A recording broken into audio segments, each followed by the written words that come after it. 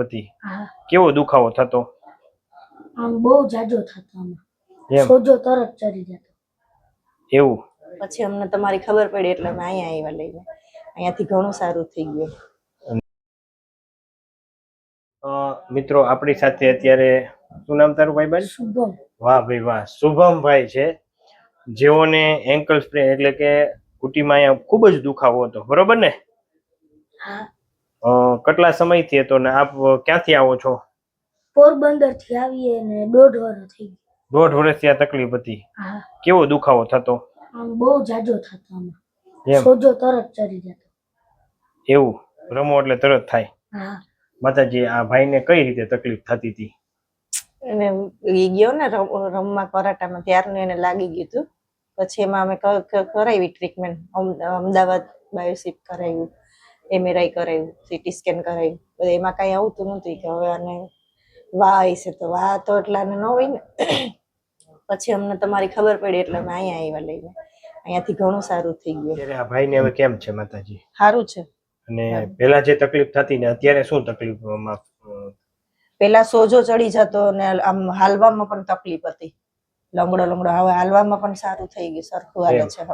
તો હવે કઈ થાય ભાઈબંધ? રેડી ને? રેડી. સરસ. આ વિડીયો યુટ્યુબ માં મૂકી શકીએ આ ભાઈનો? હા, મૂકી દેજો. તું શું કહેવા માંગીશ ભાઈબંધ? મૂકી દઉં કે એમ?